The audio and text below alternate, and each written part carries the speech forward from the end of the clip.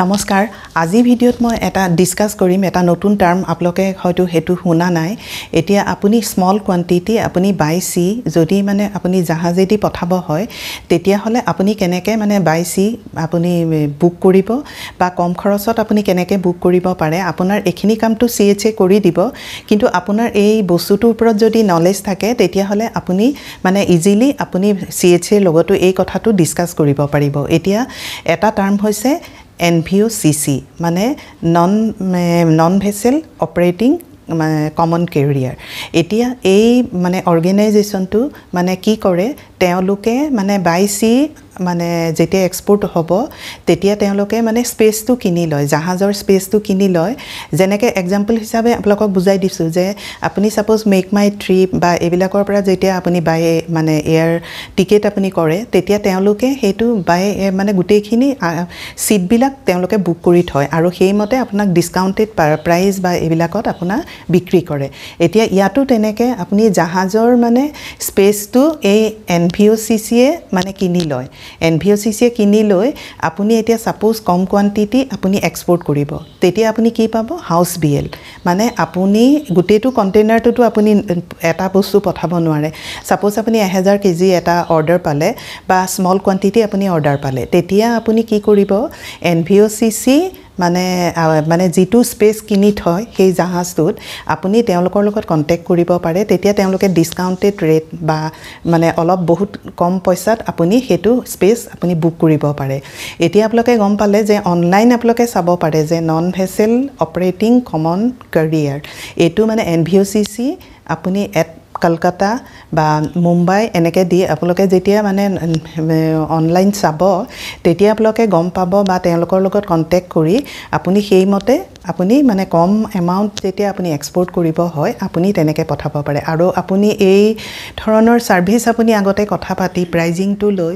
এই ধৰণৰ আপুনি সাৰ্ভিস মানে তেওঁলোকৰ অৰ্গানাইজেচনৰ লগত কথা পাতি আপোনালোকে সাৰ্ভি মানে প্ৰাইজিং টু লৈ আপুনি আপোনাৰ সিএচএ মানে কাস্টম হাউস এজেন্ট যিজন আপুনি এপইন্ট কৰিছে তেওঁলোকৰ এই বিষয়ে ডিসকাস কৰিব আৰু ক'ব যে এইজন মানে তেওঁলোকেও অলৰেডি এখিনি কথা জানে কিন্তু আপোনাৰ নলেজত থাকাটো কিয় দৰকাৰি জানেনে আপুনি যেতিয়া প্ৰাইজিং টু তেওঁলোকৰ লগত ডাইৰেক্ট কন্টাক্ট কৰিব তেতিয়া ডিসকাউন্ট পাব তাৰ মানে আপোনাৰ প্ৰাইসটো কম হ'ব আৰু এইখিনি বস্তু আপোনালোকে নলেজ থাকাটো দৰকাৰি আপুনি এতিয়া এক্সপোৰ্টত আপুনি কিবা এটা কৰিব হলে বাকি ইমান এটা টাফ বস্তু নহয় কিন্তু আপোনাক নলেজৰ প্ৰয়োজন বা কোনটো কৰিলে আপোনাৰ কোন খৰচটো কম হ'ব বা কেনেকে আপুনি স্মুথলি আপুনি বস্তুটো এখন দেশৰ পৰা আন এখন দেশলৈ পঠোৱাৰ কথা গতিকে আপোনাৰ মানে গুটেখিনি আপুনি অৰ্গানাইজেচন বা যিমানখিনি আপুনি এক্সপোৰ্ট ৰিলেটেড মানে কামৰ লগত জড়িত হৈ আছে সেই অৰ্গানাইজেচন বিলাকৰ লগত যদি আপোনাৰ নলেজ থাকে বা আপুনি নেটৱৰ্কিংটো থাকে তেতিয়া হলে আপুনি কম কষ্টত কম খৰচত আপুনি বস্তু এটা মানে এখন আমাৰ দেশৰ পৰা বেলেগ এখন দেশলৈ পঠাব পাৰে এতিয়া আপোনালোকে আমাৰ ইনষ্টিটিউটত অনলাইন অফলাইন এনেকুৱা ধৰণৰ গুটেইখিনি সিস্টেম শিকোৱা হয় এতিয়া এক্সপোৰ্টত মেইন কথা হল আপুনি বায়াৰ কেনেকে চাব হেতু আপুনি মানে ইম্পৰ্টেন্টলি লোৱাটো দৰকাৰি কাৰণ আপুনি চাওক যিমানখিনি আপুনি কথা আপুনি শিকিলে সেইখিনি বস্তু ইজিলি এনেও হৈ যাব কিন্তু আপোনাৰ বায়াৰটো মেইন আপুনি বায়াৰটো কেনেকে চাব বা কেনেকুৱা ধৰণৰ আপুনি কোনখন দেশৰ লগত টাৰ্গেট কৰিব বা আপোনাৰ প্ৰডাক্টটো কোনখন দেশলৈ অলৰেডি হৈ আছে আমাৰ ইনষ্টিটিউটত স্টেপ বাই স্টেপ সেইখিনি শিকোৱা হয় তাৰ পৰত আপোনালোকে নলেজ লৈ বায়াৰ চাই আপোনালোকে কম কোয়ান্টিটি প্ৰথমে ষ্টাৰ্ট কৰক কাৰণ এনেকুৱা নহয় যে আপুনি এজন বায়াৰ চালে বায়াৰৰ লগত কমিউনিকেশ্যন কৰিলে আপুনি একে বহুত ডাঙৰ এটা মানে অৰ্ডাৰ পাই গল হেতু নহয় কিন্তু কেতিয়াবা পাবও পাৰে হেতু মই কোৱা নাই কিন্তু আপুনি ইনিশিয়ালি কি কৰিব আপুনি এতিয়া ইন্টাৰনেশনাল মাৰ্কেট এখনত সোমাব গটিকে আপুনি স্টেপ বাই স্টেপ বায়াৰৰ লগত এতিয়া বায়াৰেটো আপোনাক কৈ দিব যে মই অলৰেডি লৈয়ে আছো গটিকে মোক এতিয়া প্ৰয়োজন নাই কিন্তু আপুনি এতিয়া কি কেনেকে বায়াৰৰ লগত কমিউনিকেট কৰিলে আপুনি প্ৰথমে স্মল কোয়ান্টিটি বেছক মানে এপ্ৰোচ কৰক বা কেনেকে আপুনি মেইল কৰিব লাগিব বা কি মেইল আইডি পৰা আপুনি কৰিব সেইখিনি আপুনি কৰি লৈ তাৰ পাছত স্টেপ বাই স্টেপ আপুনি 2-3 বাৰ তেনেকে স্মল কোয়ান্টিটি কৰাৰ পিছত এটা ফেইথ আহিব দুইজনৰ মাজত কাৰণ এটো এটা মানে ট্ৰাষ্টটো বহুত দৰকাৰি হয় কাৰণ এবাৰ ট্ৰাষ্টটো আহি গলে আপোনাৰ তেতিয়া ডাঙৰ কোয়ান্টিটি হওক বা সৰু কোয়ান্টিটি আৰু সৰু কোয়ান্টিটি মানে অৰ্ডাৰ পালে এটা এডভান্টেজ কি আছে এইটো এডভান্স দি দিয়ে তাৰমানে গতিকে আপোনাৰ হেতু হেডেক নাথাকে এইখিনি আপোনালোকে গুটিখিনি ষ্টেপ বাই ষ্টেপ আপোনালোকে শিকি আপোনালোকে এক্সপোৰ্টৰ কাম প্ৰথমে কম কোৱান্টিটিত আপুনি সোমাব পাৰে আৰু এনেকুৱা নহয় যে আপুনি এক্সপোৰ্ট মানে কোৱালিটিৰ আপুনি বস্তু আপুনি বিচাৰিয়ে নাপাব এনেকুৱা নহয় এতিয়া সাপোজ আপুনি এতিয়া আমাৰ মৌটো যেটো হানি এক্সপোৰ্ট হৈ থাকে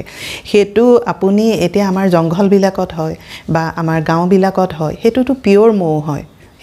হেতু মৌয়ে জানে নেকি যি এক্সপোৰ্ট কোৱালিটি বা কি হেৰি কথা হেতু পিওৰ হয় আৰু হেতু যদি আপুনি বায়াৰক কিবা টেষ্টিং ৰিপৰ্ট লাগে তেতিয়াহলে আপুনি ল্যাবত টেষ্টিং কৰাই হেখিনি আৰু হেতু 100% পিওৰ হ'ব তাতটো কোনো হেৰি নাই আৰু এটো এটা আমাৰ মনত মানে এটা ভয়ও সুমুৱাই দিছে যে এক্সপোৰ্ট কোৱালিটি বস্তু হেতু মানে এক্সপোৰ্ট কোৱালিটি কি বস্তু মাজৰ মানুহবিলাকেহে আমি বেয়া কৰো বা বস্তুবিলাক আমি মিক্স কৰো কিবা কৰো কিন্তু আপুনি যদি ফাৰ্মাৰ আপুনি কানেক্ট হ'ব পাৰে তেতিয়াহলে আপোনাৰ এক্সপোৰ্ট আৰু কোৱালিটিৰ কোনো ইস্যু নাথাকিব একদম পিওৰ বস্তু আপুনি বাহিৰৰ দেশলৈ পঠাব পাৰিব আৰু তেতিয়া আপোনাৰ কোনো হেডেক নাথাকিব এতিয়া আশা কৰো আজি ভিডিওটোৰ পৰা এনভিঅ'চিচি আপোনালোকে কি বা হেতু অৰ্গানাইজেশ্যন কি হেতুৰ ওপৰত আপোনালোকে কেনেকৈ কাম কৰিব স্মল কোৱান্টিটি বা কন্টেক্ট কেনেকৈ কৰিব হেখিনিৰ ওপৰত নলেজ পালে এতিয়া আহক আপোনালোকে এক্সপোৰ্টৰ মানে ট্ৰেইনিং লওক আৰু অনলাইন অফলাইন হৈ আছে কন্টেক্ট নাম্বাৰ দিয়া আছে আৰু এনেকুৱা ধৰণৰ নতুন টপিকৰ ওপৰত মই বনাই থাকিম আৰু যিসকলে ভিডিওটো নতুনকৈ চাইছে সাবস্ক্ৰাইব কৰি থব thank you for watching this video